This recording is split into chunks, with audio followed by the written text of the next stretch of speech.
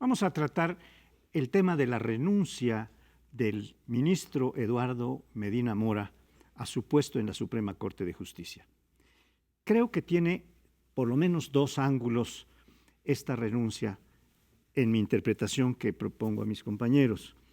Uno es el jurídico, no hay otra. La renuncia está prevista en la Constitución y la puede presentar cualquier ministro, pero tiene que ser alegando causas graves. Y este es uno de los principales debates que se ha armado en torno. Mañana el Senado de la República va a discutir este y otros temas para ver si acepta esta renuncia o no. ¿Qué es lo que dice la Constitución? Me voy a permitir leerles el párrafo, que es muy breve, sobre la renuncia de los ministros.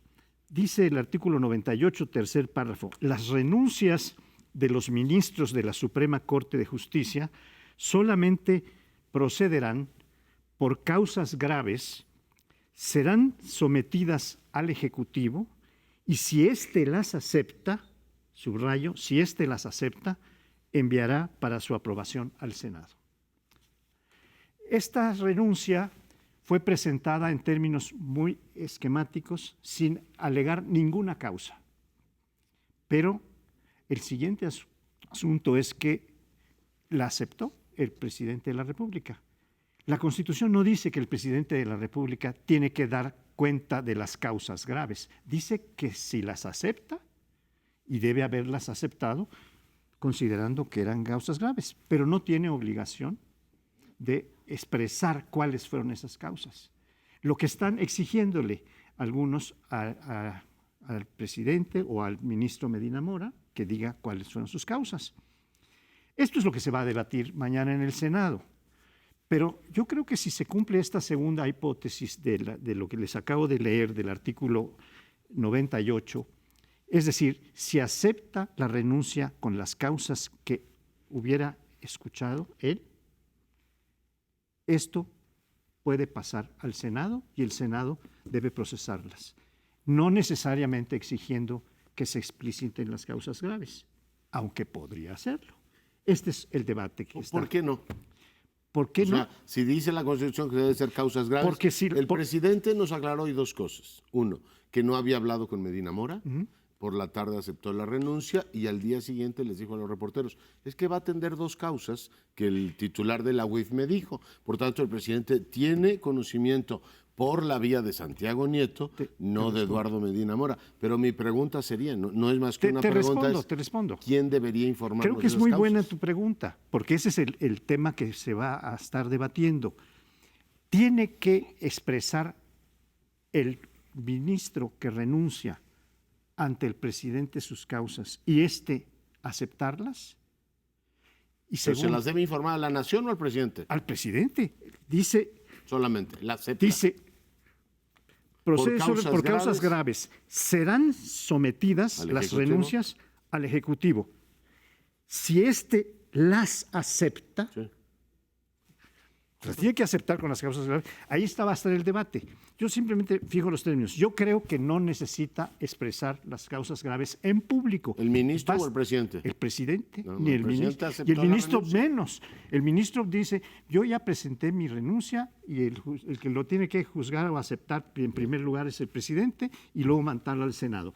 Ya la aceptó y ya la mandó al Senado. Pues yo creo que está mal la Constitución, porque a nadie se le puede obligar a permanecer en un puesto si no quiere. Supongamos que yo soy ministro, digo, es un suponer, como dijo el poeta, y se me da la gana renunciar porque quiero, porque digo, ya no quiero seguir en esto, por razones que a lo mejor un psiquiatra podía explicar, pero graves. Yo no quiero seguir. La única forma de que alguien se mantenga, según también las garantías de la Constitución, en el puesto que tiene y trabajando en lo que tiene, es que sea esclavo. Pero no está prohibida, yo te oí hoy en la mañana decirlo con Carmen Aristegui, pero no, está prohibida la esclavitud, en México no existe. Por eso, entonces, si yo digo no quiero ser ministro. No, pero es un compromiso con el Estado. O sea, igual que los cargos de elección popular. Pero no te pueden... no, causas graves. Es decir, no se puede ir porque... un presidente como fue el caso de Pascual Ortiz Rubio, renuncia a la déjate de ministros, renuncias a la presidencia del país. ¿En qué lío metes al país? Bueno, pero ¿es mi libertad o no? Pero Sí. déjame adicionar una posible salida a esta. Tú estás planteando el conflicto que puede haber entre dos derechos. El derecho a escoger libremente tu empleo, tu dedicación, y el derecho de renunciar. Estos pueden entrar en contradicción. ¿Qué es lo que la teoría jurídica más avanzada dice? Que cuando entran en conflicto dos derechos humanos, estos tienen que ser resueltos con una resolución del Tribunal Supremo. Esto es lo que dice. O sea, que volvería a la Corte para ver, y ese sí tendría razón para decirle a Medina Mora, a ver, dime cuáles son las causas por las que estás renunciando, si es que eso se plantea. Yo creo que la integración de cuerpos, en este caso la Suprema Corte, o los puestos de elección popular, sí deben tener, digamos, una regulación. Uno, para garantizarles la inviolabilidad de su propio desempeño. Es decir, oiga, yo no puedo renunciar porque me presione el Ejecutivo o me hagan una campaña empresa, ¿no? Tiene que haber una razón grave que a mi juicio se tendría que exponer. Actualmente he visto que hay muchísima información periodística, desde que presentó desde antes de que presentara la renuncia, está toda la información sobre sus cuentas, pero nos dijo Santiago Nieto que hay un asunto de trata de personas, hay una, digamos, una especie de sanción por la forma en que procedió como ministro de la Suprema Corte, que me parece que los senadores tendrán que discutir. O sea, tú no puedes ser reconvenido por tu desempeño como ministro, pero bueno, ya lo veremos. Yo no, en estos momentos no puedo decir nada más, porque no lo sé. Supongo que entre las investigaciones que tiene la UIF son estas dos, las de lavado de dinero y efectivamente todo este asunto de pertenencia a distintas empresas, será accionista de distintas empresas. Veremos qué da eso antes de pronunciarnos, pero tengo la impresión de que el Tribunal Mediático y Político ya juzgó a Medina Mora, ¿no? Es decir, el asunto está visto para sentencia y creo que el gran tema que viene ahora es a quién va a nombrar el Ejecutivo eso sí. para suplir a Medina Mora. Es ridículo decir, no hay una causa grave, usted no lo presenta, usted sigue siendo ministro y lo obligamos a seguir siendo ministro. Y si yo no presento las causas graves, entonces seguirá usted como ministro hasta los 10 años que todavía tiene usted por delante. Es ridículo. Sí, ya sabemos por qué decidió cortar por Lozano, por la cantidad de acusaciones que flotan en el ambiente, por las propias decisiones que tomó mientras estaba en la Corte, por liberar cuentas millonarias a gentes que no son muy recomendables, hasta lo último, ¿no? Dar una resolución favorable al Bronco. Es decir, no tenía una carrera realmente en ese sistema jurídico, no tenía el prestigio, tenía una licenciatura y listo, no tenía su doctorado, no tenía sus libros, no tenía sus artículos. Bueno, ya lo sabemos, pero decir que no puede usted renunciar hasta que diga cuáles son las causas graves. Bueno, yo sí quisiera agregar algunas cosas. Yo sí tengo algunas cosas que agregar. Primero quiero decir que esta condición que le ponen a los ministros para su renuncia también se la pone la Constitución al presidente de la República. Solo puede renunciar por causas graves, que tienen que ser juzgadas también por el Congreso. Esa es otra. Y esa es una de las cosas que quisiera decir. La otra es que efectivamente el tema a debate mañana en el Senado va a ser si estas causas graves tienen que exponerse o no y ante quién, porque si él las expuso de la manera que hubiera sido, a través de una tercera persona, etcétera, y el presidente acepta la renuncia, al aceptar la renuncia tiene que tener presente que solo puede aceptarla por causas graves, pero basta con que él la acepte, según mi opinión, para que las causas graves ya no tengan que ser exhibidas. No quiero parecer ingenuo, No eres tú. porque yo estoy seguro de que si hubo algún tipo de negociación para pedirle la renuncia, la condición que se puso es que no se exhiban mis causas graves. Pues si La otra causa grave que puede haber, permíteme nada más para terminar esto, es que él quiso omitir el juicio político. Para omitir el juicio político, presentó su renuncia de inmediato, en cuanto le dijeron, bueno, pues atente a que te vamos a sacar todas estas investigaciones que ya la UIF empezó a publicar y otras más. Y vamos a perjudicar no solo a ti, sino a todo el que resulte perjudicado. Lo cual fue interpretado por él como también a su familia. Tiene un hermano que es vicepresidente de la Coparmex y tiene otros familiares que están vinculados y no quiso aceptar esto. Es probable que esto ocurra, pero basta con que el presidente hubiera aceptado la renuncia para que...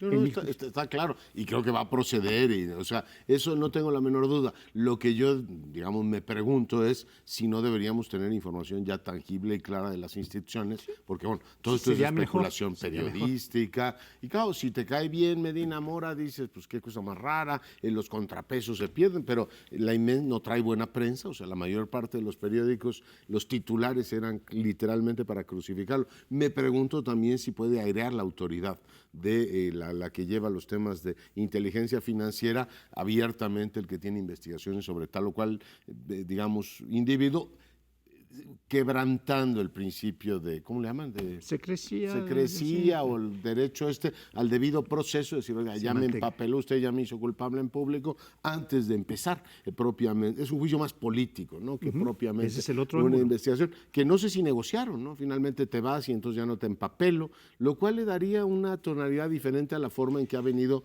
digamos, relacionándose con ese grupo, ¿no? Recordamos que Collado está en la cárcel, que buena parte de los que han estado en ese círculo más cercano, que era el más, digamos, próximo a Castillejos, el que era coordinador jurídico de la presidencia de Peña Nieto, pues no sé si el mensaje sería: con usted vamos a aplicar una negociación política de no lo empapelamos a condición de que renuncie. Pero subrayo, lo que hoy la mayor parte de los observadores están diciendo es a ver si el presidente manda un mensaje a partir de ahora de nombrar a una persona por encima de cualquier sospecha. O sea, no va a utilizar esta posición para decir, les había prometido la señora Maya y la señora Loreta que no me ha aprobado en el Senado. Pues ahí les va y con mi mayoría la impongo, mandando el mensaje efectivamente de que, además de tener control sobre el legislativo, el presidente podría tener personas favorables en la Corte. Yo creo que ese tema es delicado. Ahí está el verdadero punto difícil en que Medina Mora mete al presidente, en que se sospeche que se le dijo o te vas o saco esto.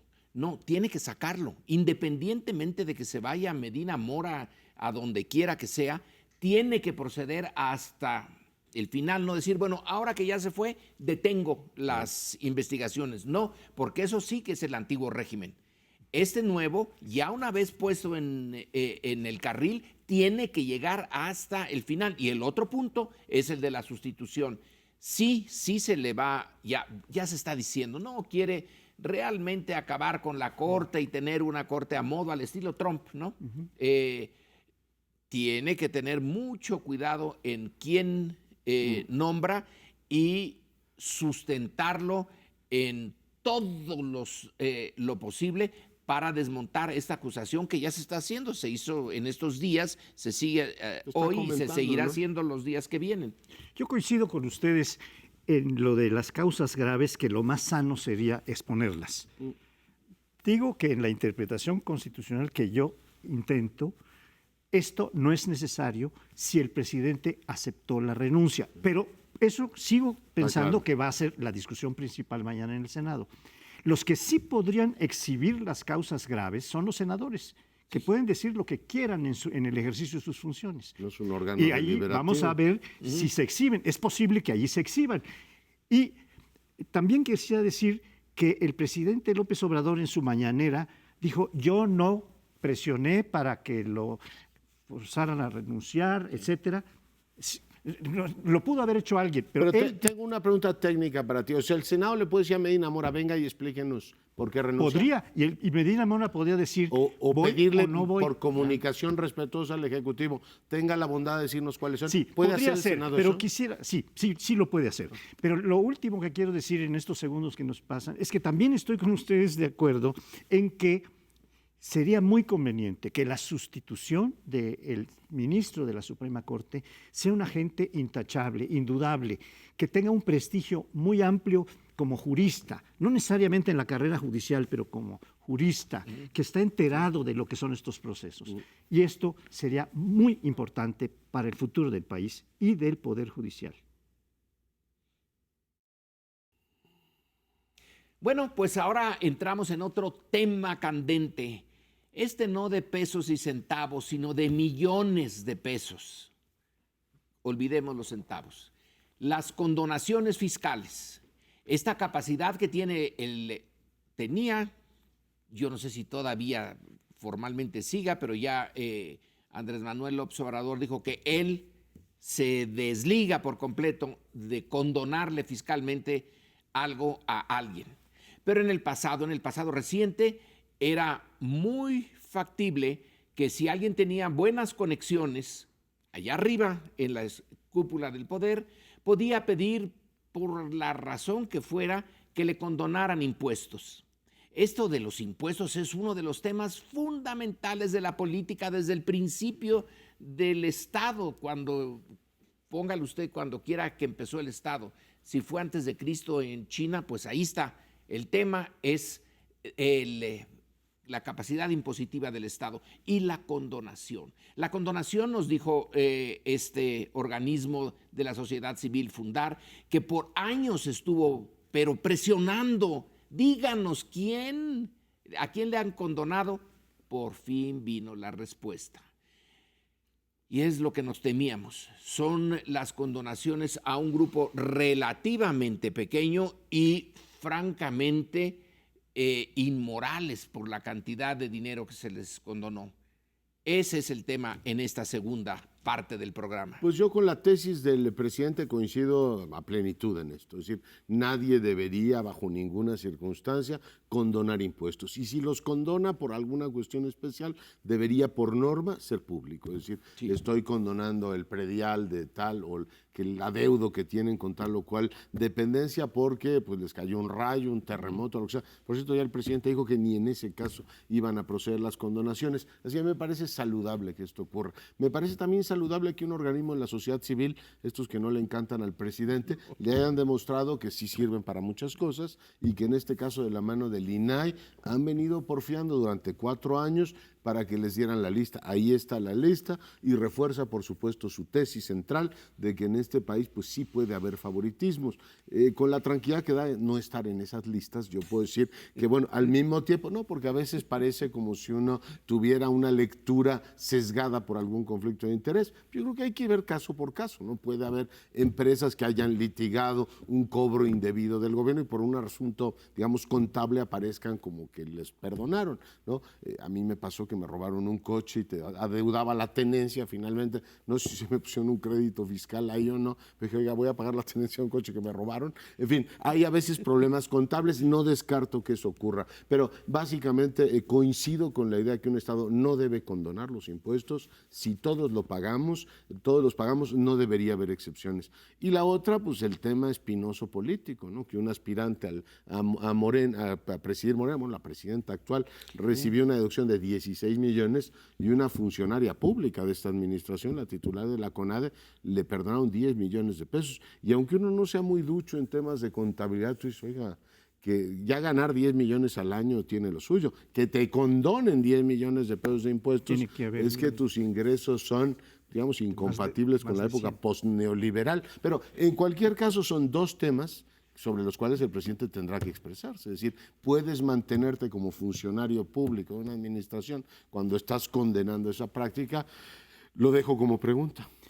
Yo creo que existe esta confusión en muchas gentes, en muchas personas, sobre lo que es la condonación con lo que es la devolución por un error que cometió el que cobra, el fisco, y no necesariamente el que causa los impuestos.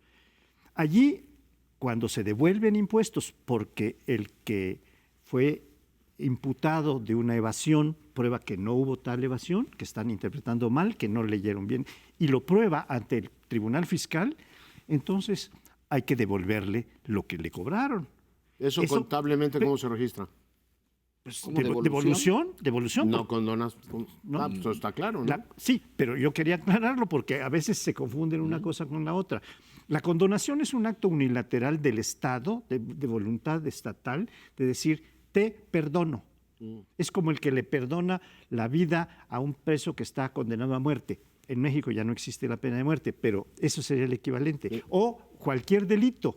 Cuando hay una amnistía que el presidente puede declarar, es un acto unilateral que solo el presidente puede hacer o alguna entidad del Ejecutivo, en este caso fiscal. Esto es muy importante porque yo creo que sí estamos en presencia de una nueva circunstancia en la cual se ha anunciado por boca del propio presidente varias veces que en esta época que cambiaron los tiempos y que ya no habrá condonaciones unilaterales y arbitrarias como aparentemente hubo en gobiernos anteriores. Esto me parece que es pues digno de decir que está bien hecho y espero que así funcione. El Estado mexicano tiene un problema histórico aquí. En el siglo XIX es la penuria del fisco, como lo tituló el libro una investigadora norteamericana, Bárbara Tenenbaum, para explicar lo precario de la vida pública del gobierno, en particular del gobierno federal en el siglo XIX. No tenían a veces ni para comprar la vajilla presidencial, es uno de los ejemplos. Hasta el día de hoy, el Estado mexicano cobra muy pocos impuestos en comparación con los otros países latinoamericanos, ya no digamos con nuestros colegas de la Organización de la Cooperación y el Desarrollo Económico, donde se cobran impuestos en serio hasta llegar a ser el equivalente al 40-45% del Producto Interno Bruto. En México es muy bajo. Entonces, si además de ser bajo, se condonan, y además si se condonan, en esto también lo podemos abordar, hay un grupo de gentes que se amparó para que no sepamos cuánto se les condonó. ¿Por qué no quieren que sepamos? ¿Les da vergüenza? ¿Les da pena? A algunos de los grandes fortunas mexicanas están, se sospecha, entre esos 200 y tantos que no quieren que se sepa cuánto no pagaron de impuestos.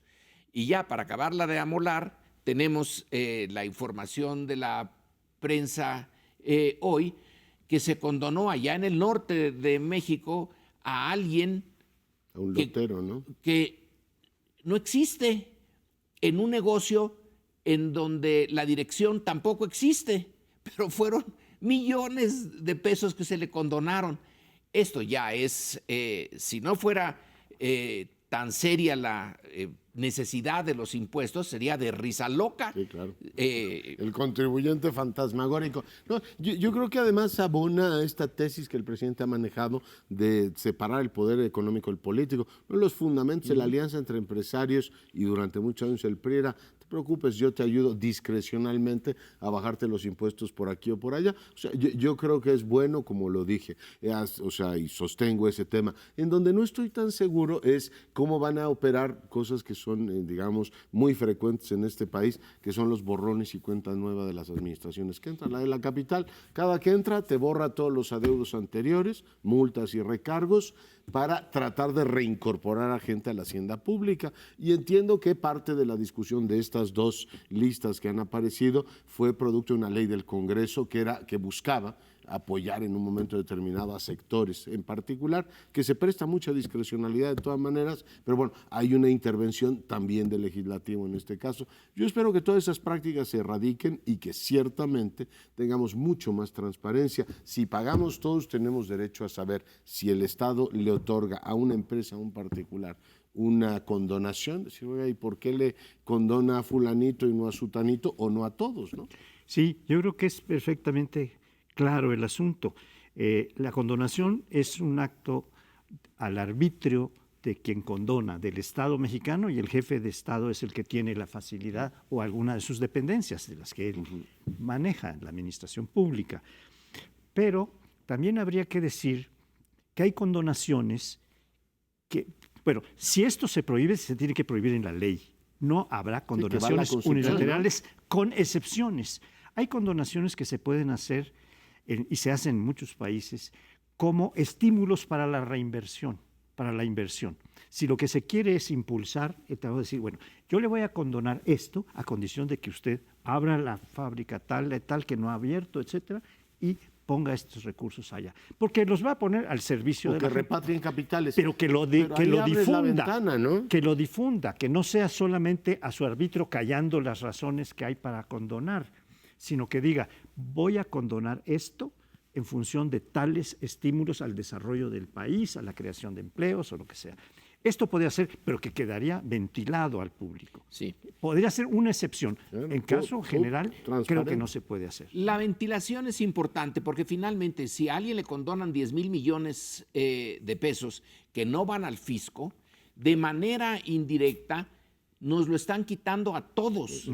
Es nuestro dinero que no llegó al fisco y tenemos todo el derecho de saber por qué no llegó, puesto que si pagamos nosotros los impuestos, igualmente es un derecho que con esos amparos que estas 200 y tantas personas o empresas han puesto para que no se difunda, en realidad se está atacando una parte medular de lo que podríamos llamar la solidaridad mínima que debe de haber en una nación. Si hay necesidad de un gasto en común y la mayoría lo ponemos, quien no lo ponga, hay que hacerlo saber al resto. Tenemos La ese razón por la derecho. cual. Claro. Es nuestro derecho saber quiénes no pagaron esos impuestos y se los condonaron. Yo estoy completamente de acuerdo con eso. Me sigo preguntando si Ana Gabriela Guevara deba seguir en su función, cuándo se benefició de eso, y no sabíamos hasta que se reveló esta lista que tuvo esa condonación. Y el caso de Jacob Polevsky sí la pone en una situación complicada. Decía Mario Delgado, decía, oiga, pues hay que tener autoridad moral para decir ciertas cosas. Bueno, lo dejo ahí. Lo que a mí me preocupa es el enfrentamiento que se está dando en el ámbito fiscal entre empresarios y el poder legislativo y el ejecutivo con esto del endurecimiento de las penas para evasores. Yo soy de los que creen que el SAT se debe sentir y no estar proclamando que lo voy a declarar a usted enemigo de la patria. No, mire, con que los multe y los exhiba, o sea, con que los multe y los conmine a pagar impuestos suficientes. Pero esta idea del endurecimiento de las penas para evasores sí está generando un ambiente cuando menos inquietante. Bueno, ya seguramente tendremos más tiempo para discutir esto de los impuestos, que como la muerte, dicen, es las dos cosas de las que uno no se salva, pero vemos que con las condonaciones resulta que sí se pueden salvar algunos, entonces no queda más que la muerte, la única de la que no nos se ve que salvamos. esa frase es anglosajona, ¿no? Lo único Exacto, seguro es Sajona. la muerte. Bueno, espérenos un momentito y volvemos con usted. Bueno, aunque este tema es un poquito técnico, yo les propongo que le demos un ángulo político, es el tema de la inversión. Hoy salió el dato del INEGI y la verdad es que es un indicador muy poco favorable para la economía nacional. Se cae 9% la inversión en el país y bueno, algo no está funcionando en términos de confianza. Hemos visto muchas reuniones de los empresarios con el presidente, declaraciones de voluntad de trabajo conjunto. Recordamos a Carlos Salazar diciendo, coincidimos en que hay que, digamos, reducir la pobreza. Nos comprometemos, dijo Carlos Salazar, a pagar nuestros impuestos, a dar mejores productos y también dar salarios en mejores condiciones, porque estamos de acuerdo con la tesis presidencial y sin embargo la inversión no fluye. En el campo interno debe haber muchas razones que expliquen esto, desde nuevas reglas para la construcción hasta lo que uno puede imaginar en el sector energético. Y en el plano externo había venido fluyendo bien el asunto.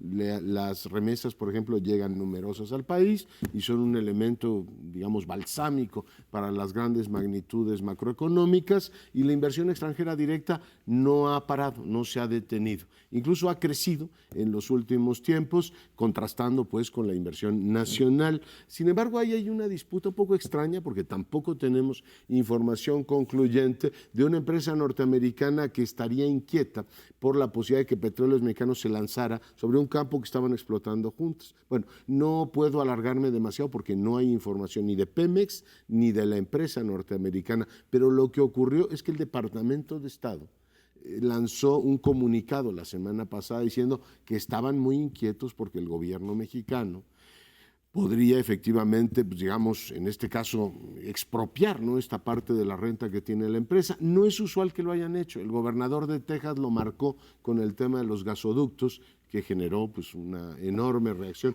por parte del gobierno, silente en el sentido político, pero eficaz. Le pidieron a Manuel Bartlett que negociara finalmente el tema de los gasoductos y hace unas semanas lo presentó el presidente. Pero aquí sí dijo con todo respeto 3 veces, ya cuando el presidente dice con todo respeto, está a 3 minutos de estar furioso, dijo, no se vale que me hagan esto desde el Departamento de Estado. Y creo que tiene razón, porque no se ha consumado todavía el hecho, pero sí nos habla, por eso lo digo, que es, desde el punto de vista político lo podríamos considerar, de un clima de desconfianza, de no sé si se van a atrever a hacerlo o no. En fin, ¿cómo lo ven? Desde el punto de vista jurídico, yo creo que sí es correcto que haya diferencias entre empresas de distintos países, etcétera, y que éstas tengan que dirimirse. Aquí hay una diferencia que se está planteando entre 2 socios, una compañía americana que se llama Telos Energy, con Pemex.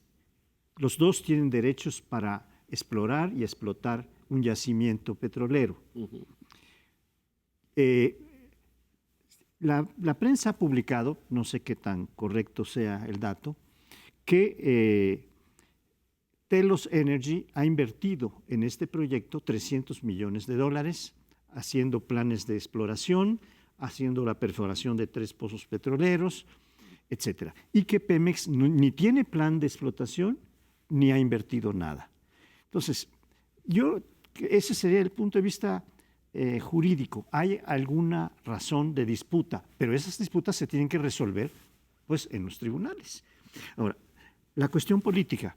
Este es el primer caso a 11 meses de gobierno en que el presidente del Estado, el jefe de Estado mexicano, disputa al secretario de Estado de los Estados Unidos un tema.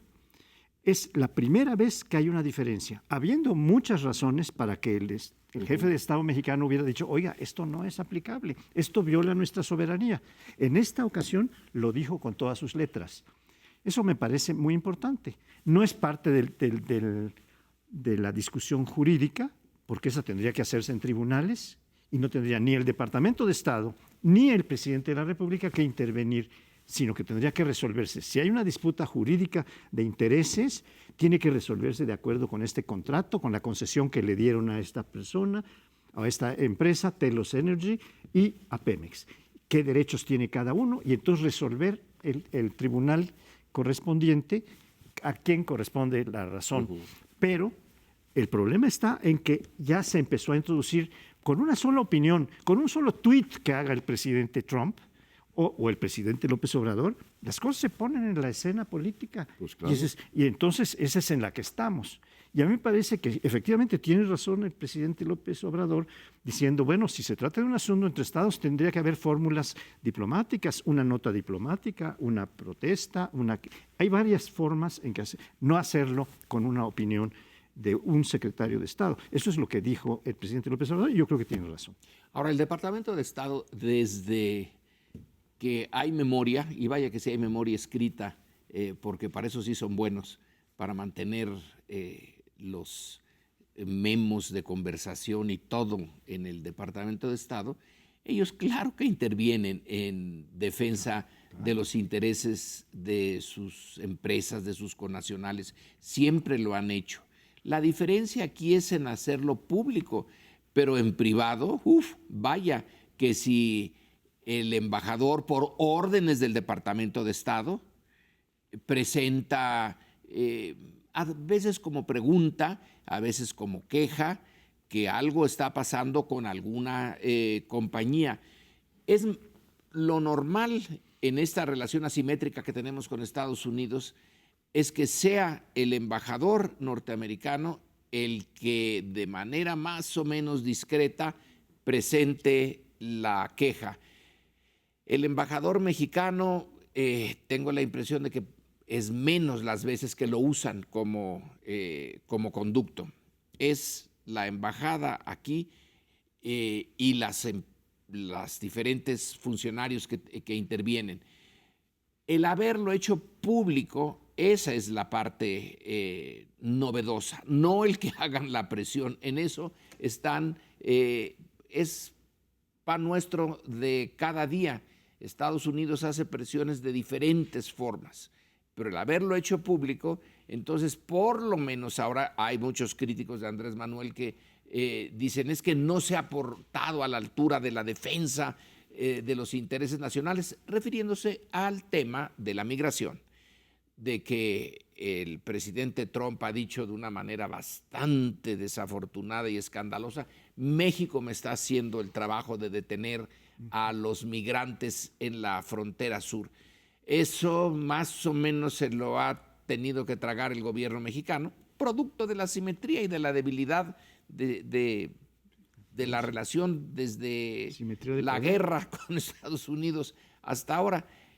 Pero la presión siempre la hacen, no la hacen pública. Eso sí es una forma no muy agradable de la relación, y por eso supongo yo que Andrés Manuel dijo ya, hasta aquí llegamos. Yo creo que el contexto influye mucho, ¿no? Cuando tú tienes un deterioro de la inversión interna y además te están acusando en un sector de que no eres muy amigable con la inversión externa, por eso traía el tema de los gasoductos, y que traes ánimo litigioso, el presidente dijo, no, aquí mejor un acuerdo para el aeropuerto, para los gasoductos. Esta idea de un gobierno que está litigando todos los contratos, pues genera poca confianza en los Y inversionistas. le pidió ayuda a don Carlos Slim, que fue el principal negociador o que puso los elementos de la negociación. Entonces, en este caso, tú dices, oiga, me mete el Departamento de Estado una nota para hacerme ver como que soy un país o un gobierno que es enemigo de la inversión en el tema energético. Yo creo que eso le irrita al presidente, sobre todo cuando pues Alfonso Romo va y le da los datos y dice, pues presidente,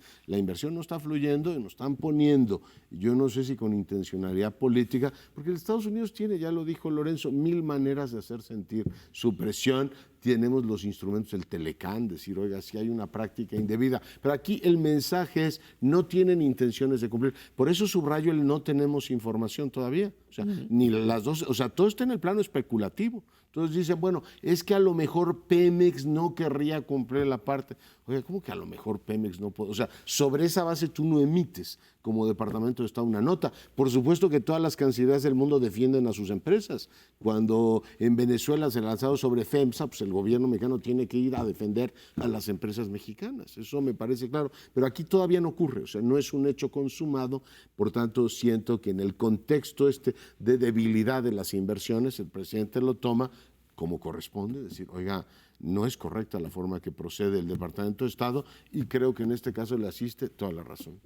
Pero además se ve, es un elemento más de un deterioro en la relación con Estados Unidos. México ahorita está como a la defensiva, con las uñas listas, porque viene una y otra y otra y otra vez.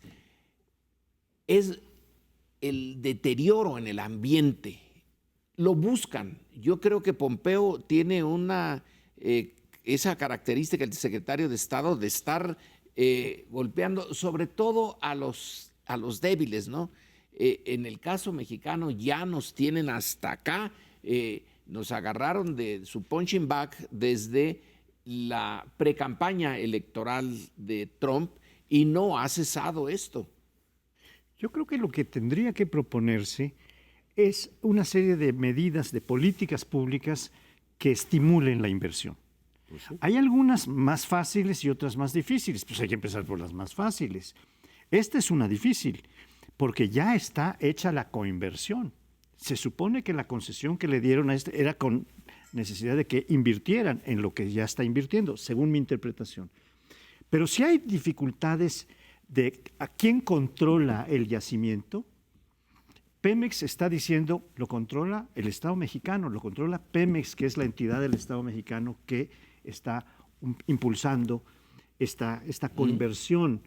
Y la discusión no se va a resolver con un tuitazo o con una declaración del secretario de Estado. Se debe resolver en todo caso en algún tribunal. Si quieren nacional, si quieren internacional, o con un arbitraje, que es lo que más puede ocurrir. Pero mi impresión es que el Mejor. gobierno mexicano lo último que es a tribunales. O sea, lo que un quiere arbitraje. es una solución práctica, incluso con los gasoductos. No, un arbitraje, vamos a arreglarlo aquí. Sí, entre de acuerdo. nosotros, porque lo que el tiempo corre, Sí, como para nosotros vamos a ir a corte, para que la inversión fluya. Tú no puedes estarte peleando en tribunales, por eso tienes la razón, cuando se te cayó el 9% de la inversión. Creo que el tiempo va en contra del gobierno en esto, pero hacemos una breve pausa, volvemos.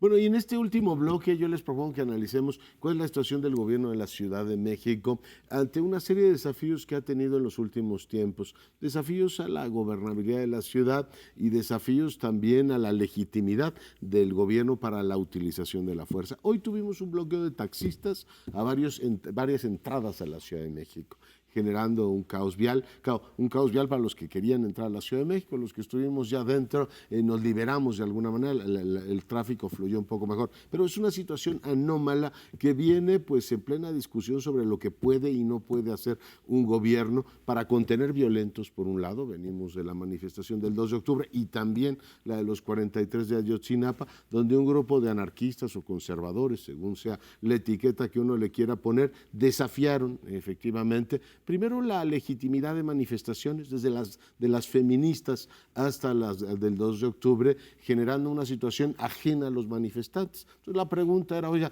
el gobierno no puede encapsular a estos grupos de violentos que claramente están provocando. Yo la lectura que hago y la pongo sobre la mesa, pues es la lectura esta de la estrategia de la atención de los grupos radicales, particularmente la extrema derecha en muchos países, que a los gobiernos democráticos tienden a desestabilizarlos, cuando estos son presas de sus propias contradicciones. Es decir, cuando una democracia no puede contener a un grupo de violentos para garantizar una manifestación por el 2 de octubre, uno dice, oiga, pues ¿dónde están los mecanismos gubernamentales? Y lo que ocurrió hoy con los taxistas tiene todavía más miga. El gobierno de la ciudad dice, yo no reconozco la legitimidad de esas movilizaciones y esos plantones porque hay mesas abiertas de diálogo con los taxistas y nos consta a todos los capitalinos. Sin embargo, el gobierno no tiene los mecanismos o la voluntad política para decir, señores, su movimiento es ilegítimo y en consecuencia no me pueden estar bloqueando las vías de comunicación.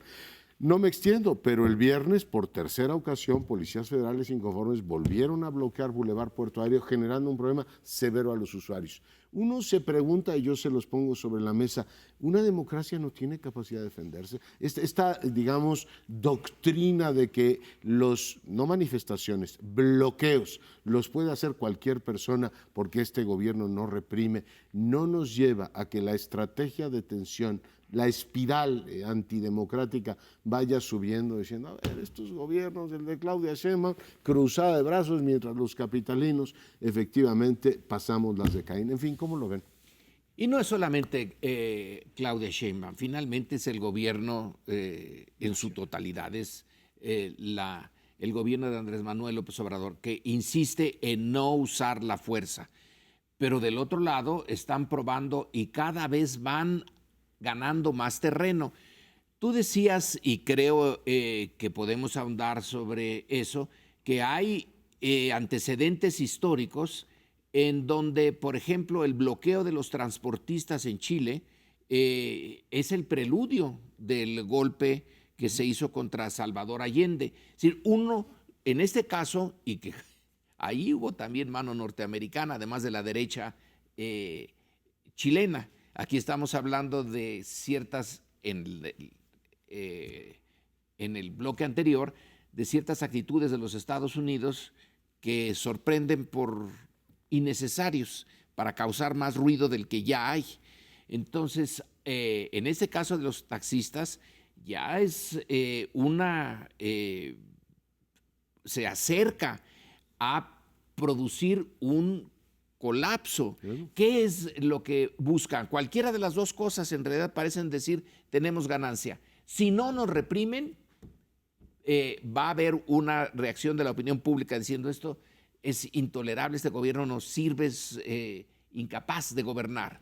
Y si nos reprimen, entonces decimos son intolerantes, represores, es ganar, ganar. Y para el gobierno, ya sea de Claudia Sheinbaum o de Andrés Manuel López Obrador, es perder, perder. Ya no hay mucho espacio. otra de esas de los taxistas o ahora de otros transportistas o de algo similar, y entonces sí, ya es de pensarse cómo se va a resolver el problema, porque se complica más de lo que sería normal. El asunto es sumamente grave porque si las carreteras y el aeropuerto son vías generales de comunicación, como están definidas en la Ley General de Vías Generales de Comunicación, bloquearlas es un delito. Está puesto el delito en la Ley General de Vías, de Vías Generales de Comunicación. Hay varias cosas que se han marcado claramente como delitos flagrantes. Los ve todo el mundo. Y la disposición del Ejecutivo, sea local, cuando es, en este caso, de la Ciudad de México, o federal, tienen instrucciones de que la policía no intervenga, aunque se estén cometiendo delitos flagrantes. Por eso es que se está haciendo muy grave el asunto.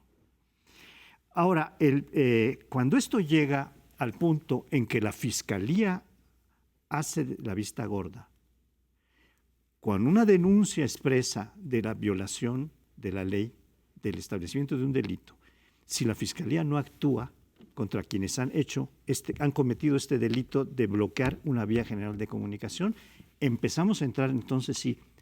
El presidente puede decir, pues, si lo hace la Fiscalía, es un órgano autónomo y ella tiene esa función. Sí, tú tienes también alguna parte de responsabilidad, porque la policía que pagamos todos con nuestros impuestos tiene como obligación mantener el orden público. Así que tendrían que darles instrucciones, no de que no intervinieran, sino de que por lo menos intervinieran para frenar el delito. No lo han hecho. Este es un problema que es muy grave en este momento. Yo donde lo siento totalmente enredados es en el gran relato nacional. O sea, Tabasco aprueba la ley Garrote y dice el gobernador, es que hay grupos que nos tienen chantajeados y nos impiden funcionar. Y uno dice, bueno, realmente hace falta una ley Garrote para operar así. Y al mismo tiempo tienes en la Ciudad de México un conjunto de individuos que te pueden bloquear, en este caso, una autopista a la entrada a la Ciudad de México. El gobierno decir que no es legítima su demanda. O sea, no estamos ante un choque de legitimidades, ¿no? Agraviados por el Estado dicen, bueno, yo utilizo el recurso de bloquear las calles para que me hagan caso. No, tú tienes policías federales que no quieren cambiarse a la Guardia Nacional. Y por tan fausto motivo no te dejan pasar al aeropuerto. A ver, yo donde digo que está enredado el gobierno de la 4T y es muy riesgoso que dejen subir esta estrategia de la atención, es que todo mundo tiene derecho a manifestarse. Pero el bloqueo, como tú lo acabas de decir, es intolerable. Es decir, oiga, usted no se puede plantar con sus coches en la autopista, aunque esté pidiendo la santificación de Santo Tomás, que ya está santificado. No lo puede hacer. Y a partir de ese momento... O de Juan Diego, que también ya está santificado. O de lo que tú quieras. Porque yo digamos, llevaría el argumento hasta el último extremo. ¿Qué pasa si entonces mañana las hermanas de la vela perpetua deciden, porque se legisló por despenalizar el aborto, bloquearte la autopista México-Puebla, o los guachicoleros que también lo hicieron? Entonces, ¿qué vas a decir? Yo no reprimo a nadie y lo permito. Es decir, la parte de ilegitimidad del bloqueo debería quedar efectivamente denunciada. Decir, oiga, yo le garantizo que usted marche y que usted se manifieste, pero no me puede bloquear nadie. Yo creo que ese principio sí lo podrían plantear. Sí, porque aquí la ilegitimidad del bloqueo que no se confronta, te la pasan al gobierno. Pues claro. Es decir, el ilegítimo es una de las partes, pero al no actuar de una manera razonable con ellas, te está pasando la ilegitimidad a la autoridad, están contagiándolo. Y si ya tenemos zonas del país desde hace años en donde se perdió el control, todo lo del narcotráfico y el crimen organizado, seguimos en zonas donde no hay control, donde ya el Estado lo perdió.